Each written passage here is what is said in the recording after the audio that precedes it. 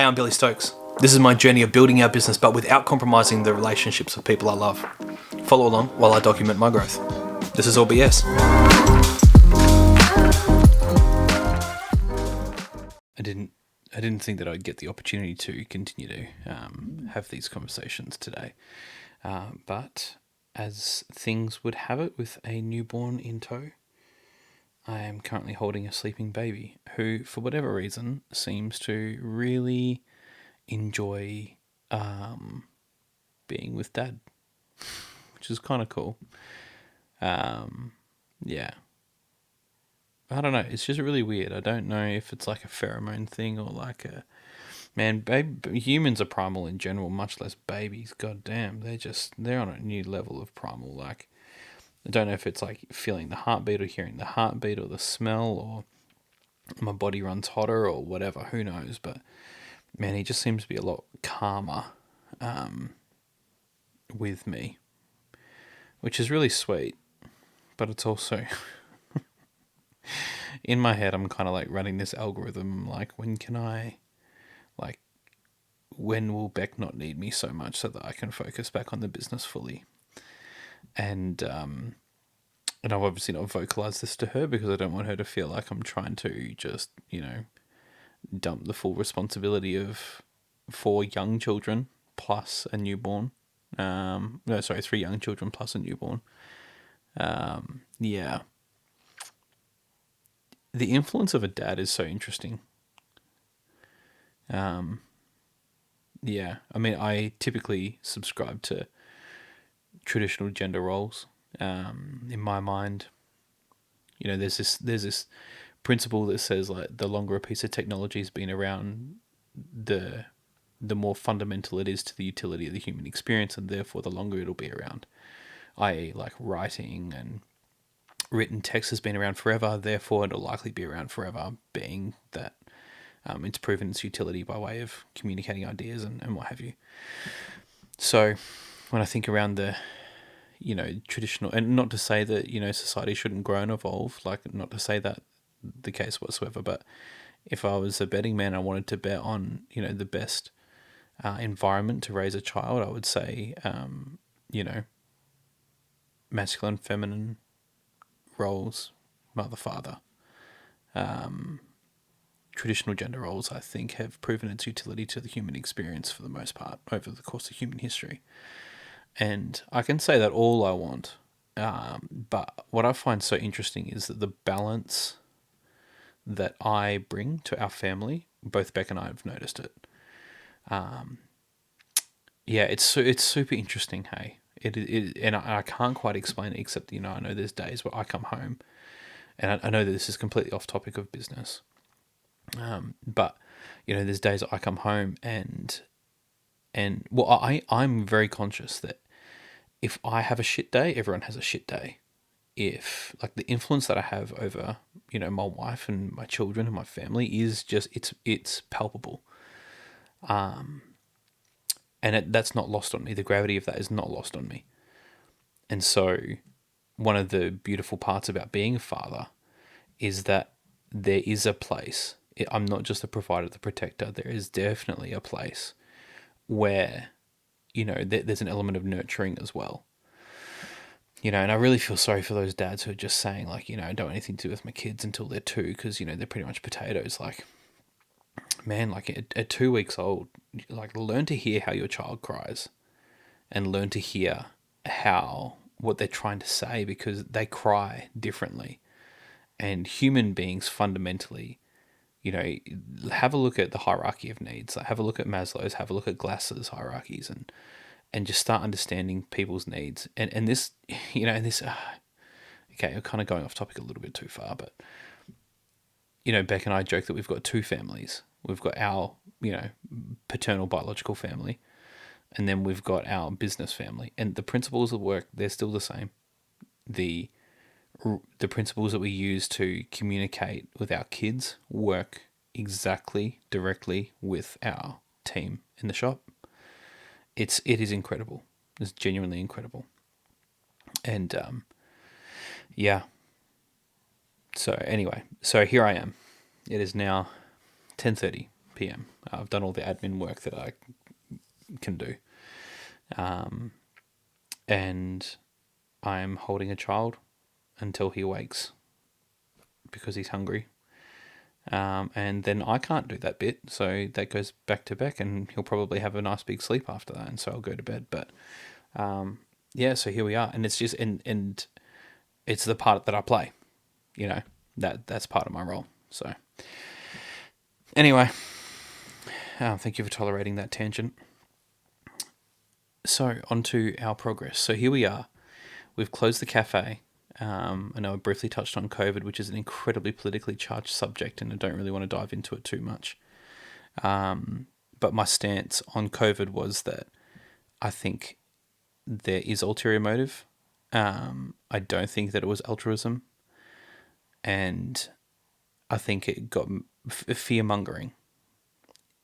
In my mind, the degree of... like, this almost like authoritarianism approach was not warranted for the impact that it had to the health of people. And everybody I know knows someone who has been ill impacted permanently on the back of the what do you call it? Vaccines. So I'm not in favour of how they approached it, and based on principle, we said, no, we're not going to participate. And that resulted in quite the battle. And it was hairy. Man, it got hairy. There were plenty of nights, Jesus Christ, there were plenty of nights where you're functioning already on zero sleep, and then just even more so. And it's just shit and madness. And ultimately, like, it was a fork in the road moment for us where we're going, okay, well, do we comply, or do we stand by what we believe to be the appropriate response in this instance? And I believe that I understand that law is built on morals, but the law is in some instances exclusive to morals. I don't know if that's necessarily the right word, but like morals and the law are not synonymous. And so you get these and perfect. And again, not to use the extreme examples that, all the anti-vaxxers were publicizing and that sort of thing, but, like prime examples exist all throughout history, and you can just point toward things like, the Nazi regime or like Maoist China, and, they passed these laws that were completely not founded in any sort of moral grounding, or if it was twisted moral grounding. And it's just, so I'm conscious that there's a separation between the law and morals, and this one really grated against us, so we dug our heels in on it. The balance was, and this is a tricky balance, the balance with this was that we were a new business, and still had a brand and an image that we certainly needed to protect if we wanted to be able to continue to meet the obligations for the loans that we'd taken from people we know. So it was this really, really, really interesting, trying sort of situation. So anyway, so we've been met with this success. We expanded to the cafe. The cafe didn't work. We closed up the cafe, navigated COVID through all of this, and then we, not long after, so we reconsolidated down to just the hole in the wall again, where we're just doing coffee. Kept a few core staff, and then a couple months after that, maybe a month or two, we started getting sounds that Zarafas, the drive-through, was starting to close. And so just through our networks, through friends of friends and all these just kind of finding who to talk to, the word came out that they wanted to sell, they didn't want to rent, and which was good by me. I'd prefer to buy than rent. Plus, it was in a good location. It was well established. It's always had a coffee shop there, and it was a bit of a no-brainer. Like, you knew that it was going to work. And to me, we realized we had good product market fit, but the thing that we were lacking this location would meet for us was the food element. And so there we were. It just seemed to be the perfect fit. So the one thing that we didn't have, because we spent the money on on the cafe and fitting out the cafe, and then buying the cafe, fitting out the cafe, subsidizing our wages so that we were able to, not put so much pressure on the business and all these sorts of things. Well, you know what? We were out of pocket. We had zero money to be able to put down for any sort of loan, much less on a commercial property. So we were in this position when I was like, well, what do I do? And you know what? We had to put our creative hats on. We had to boots on the ground, and we went back to a fundraising. Like, if there's one thing we know that worked, it was that. So what we did was, by this time, we started to build. The nature of coffee is really awesome. The nature of the coffee industry is it's like a hairdresser. I think the difference, or a barber, is that you get to know your clientele really well, right? You know shit that you should never know about your people, right? It's crazy. People just want to talk. Interestingly, on that, we noticed that there's certainly a lack of connection in society in general, and people want connection, and if you can do that, I think that's an intangible value that you can add to any business. Caring about people, fundamentally caring about people, super important. And you don't do it for the value. You don't do it for the bottom line. You do it because you actually give a shit.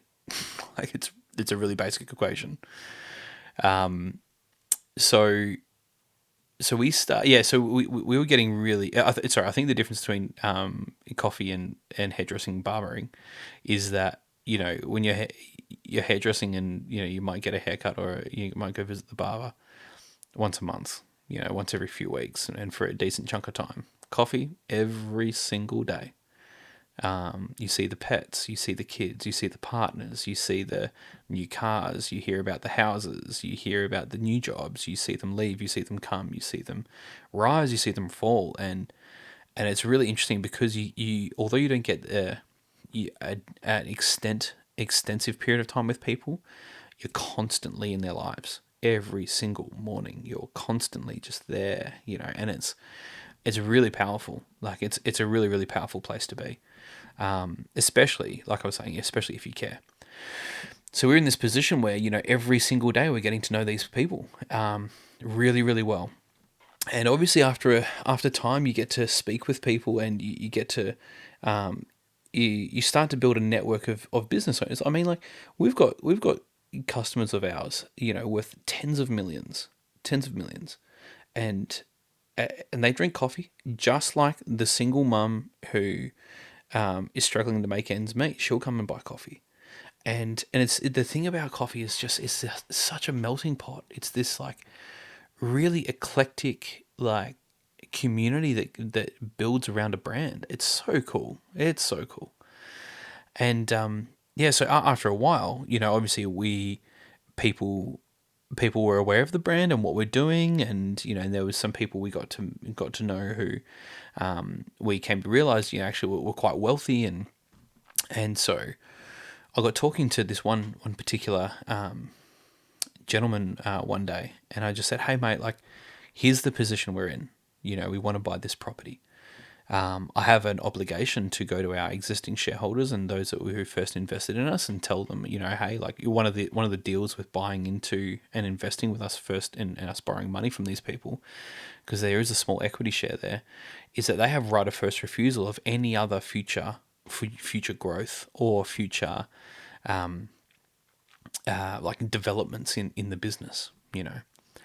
So, being that this was directly tied, and sure, like, we bought it in a separate trust, and we set all that sort of stuff up, and it's not with respect to, like, ASIC and reporting to the ATO and stuff. Yeah, it's a separate entity.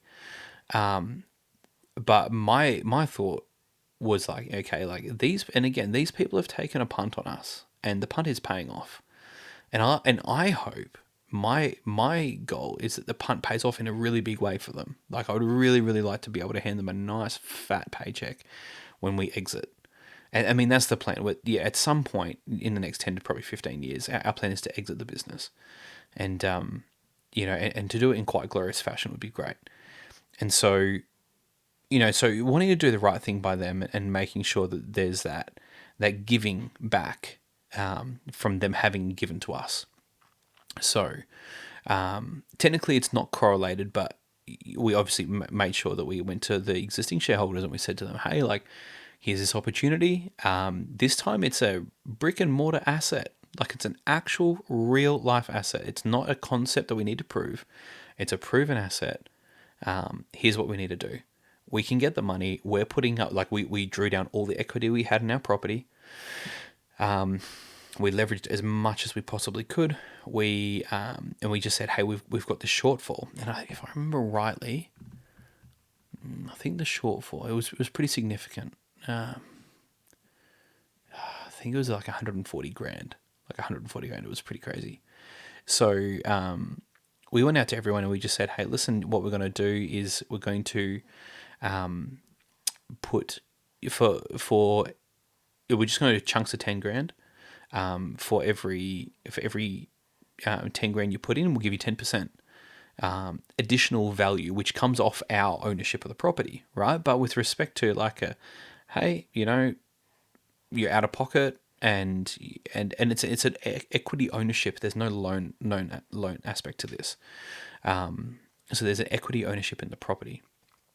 So we set it all up, and the lawyers and all that sort of thing, and so we got talking with this one of our customers, and this is just, I think, this is really prevalent and really, really obvious to us in, I think you grow up in a country town, you realize you can't be an asshole.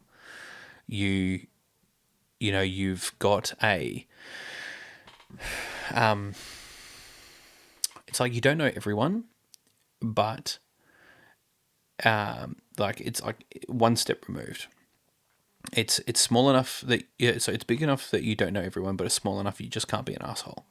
And you see people come through, and this big city mindset, and they think that they're going to get away with it, and they think that they can smooth talk. And in the country, man, people have just got the best bullshit radars you've ever seen, and you just can't do it. And we worked out, and so that was one thing that we've been really really conscious of. And so so anyway, so our, we've been able to get runs on the board in the business, and obviously, communicating with our investors, and, and the fact that most of those reinvested was really cool. That was a vote of confidence for us. We're like, okay, cool. Like, we've got these guys' trust. And so, this one particular customer, I was chatting with him, and I was like, hey mate, here's what we're interested in. And went through everything with him, and to his credit, went through and like I did with all the legals, went through and just detailed everything. Came back to me and was like, hey, listen, I've got concerns around these clauses. Amazing. Love that. So we, amended the agreements and rah. And then what ended up happening, he pretty much said to us, he's just like, hey, listen, like I'm good for the full amount. Like I'd put it down for you. No worries. Do your due diligence. And come back to me with the shortfall. And I was like, this is incredible. And this is the interesting thing. One of the things I learned when I was going door to door in sales is that there are times where you just need to ask the question, where people are just ripe for the picking. You just need to ask the question. And in this instance, this one particular person, we asked him, we asked a few other people, but we asked him, and I knew that he had wealth. I knew that he was a smart man. I knew that he invested very well, and very, very, very smart man. And so And his position was, he's like, yeah, actually, I don't have any commercial property in my portfolio. Like, yeah, done.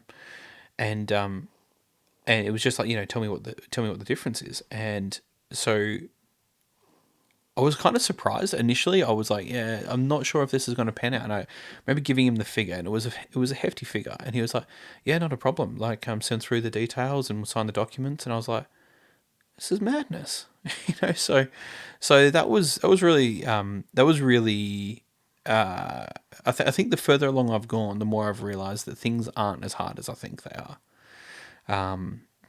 And realizing that more often than not, really, it's just a matter of challenging the preconceptions I've got as to why that's the thing that I think it is, or why do I think that's the limit. And I think that the other thing to kind of offset that then is that, I have bitten off more than I can chew, and it hasn't worked. And I grew too quick, and it bit me in the ass. I'm very glad that I did it when I was still very small fry. So, but at the same time, like, then in my mind, I'm like, everyone's making up as they go anyway.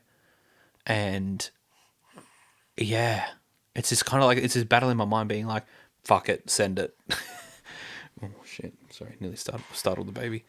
In my mind, I'm like, just fucking go, send it. The other part's like, no, no, don't fall on your face, and and it's, yeah, I don't know. There's kind of like competing schools of thought there, but yeah, nonetheless,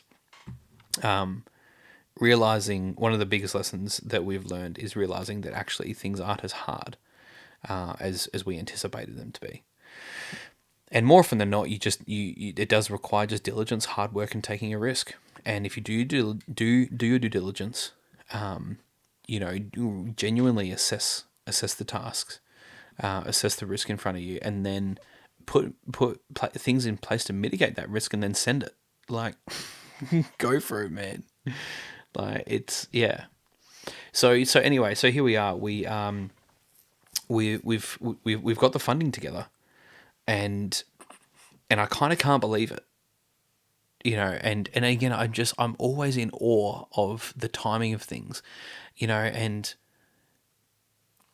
listen, perhaps it's just chance, perhaps it's just timing, but man, the timing's uncanny. Like, we were tied up with this other business, with the other cafe. We closed that up, and then, a few months later, and maybe not, maybe there's no woo woo to this. Also, what does it matter? Like, there's this book I've got up here called Useful Belief. I bought it at the airport on a whim, and honestly, it's been one of the most pivotal things in my mind. Sorry, when I look up here, I've got this, my favorites. You can see the books behind me, but this is my favorites list up here. And there's this book called Useful Belief, and the premise is we don't really know what we know. Like, I don't know that the Eagles are going to win the premiership, but I believe they will. And there's a huge difference between the two. But what matters more is belief. Like, knowledge is a farce. like I was saying in one of the other videos, like, Newton was absolute until Einstein was absolute, until Stephen Hawking was absolute, until now others are coming through and undermining his work with new truths. So truth is a farce.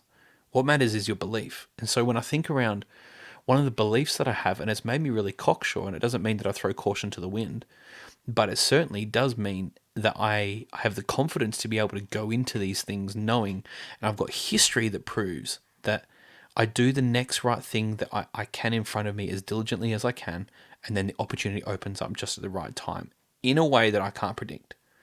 I could never have predicted that Zarafas, of all places, who've been here for years, would close months after and would then be available, and it would be within my networks. And I say that because there were so many people that were pissed off we bought that place before they did.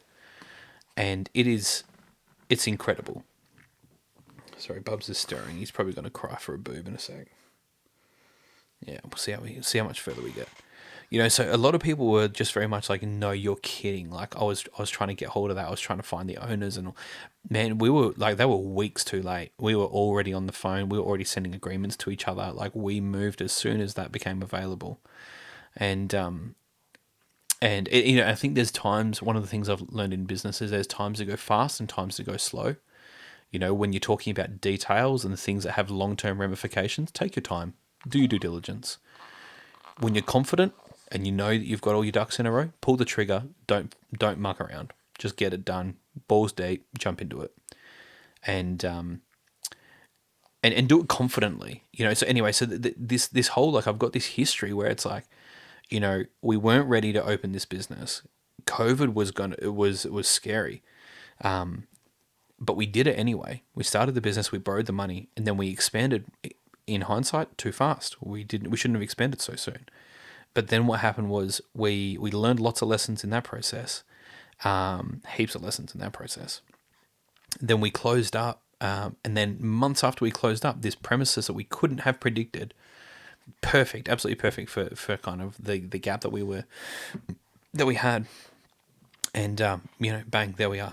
And so here we are in the middle, and then again, we've been silver plated with this opportunity to buy, and we've got one of our customers who we just, I was just speaking with them in conversations, and it worked out. It was just crazy.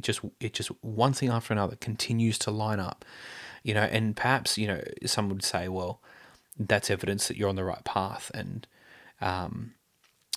yeah, others, I know a previous business coach that I used to use right at the start, and I still keep in touch with them, and their business is expanding at an incredibly rapid rate. It is incredible what they're doing. And oh, we might have a baby crying in a second. Okay, I'm just going to start patting. Yeah, so you have to excuse that sound. And his belief is very pragmatic. Not there's very very little woo woo involved, and coming from like a very Pentecostal upbringing, there's a little bit of me likes the woo woo, right? And so anyway, his belief is that there's always opportunity there, and by taking your blinkers off and actually moving on stuff and in being intentional, you actualize those opportunities. Otherwise, you don't. They just sit there dormant. And I probably butchered that completely, Jackson. I'm so sorry if ever you listen to this. I know I've butchered that, but for the most part, he's got a lot more pragmatic of a view. Yeah. So, yeah. Sorry to do that to you, mate. No, so yeah, so anyway, that's that. It constantly baffles me. Even that book, Felix Dennis, he's got how to get rich. Great book. And even in that, he's an outspoken atheist, and he's like, if there's one thing that I have seen time and time again, it's providence. Call it whatever you want. Call it the universe, God, your higher self, whatever. But providence, when you're doing the right thing and you're doing the next thing that you should, just resources meet you that you can't predict, and they're there. It's uncanny. So, and that's certainly been our experience. Even times, I remember not long ago, maybe like 8 or 9 months ago, I was sitting. What happened was we were gonna be completely shafted for a day. It was going to be the shittest day ever. We were going to be understaffed and the whole lot. And I was like, here we go. And then out of the blue, like there was like 15 minutes before, one of the guys wasn't able to make it in or something happened. I can't remember what it was. And I just went in the toilet. To go take a shit, and I'm just sitting there, and then I get a text message out of the blue from one of our staff that wasn't rostered on, and it's just like, "Hey Billy, listen, just wondering if I can work tomorrow." I was going, this is within 15 minutes. Like, it's there, and it just constantly happens, consistently happens. It's just, I can give you too many examples, and it's just awesome. I love it. This is the part that I love. I don't know. I've been going on a journey recently about surrendering, and this is some woo woo shit, dude. If you're not about this, I don't care. It's fine.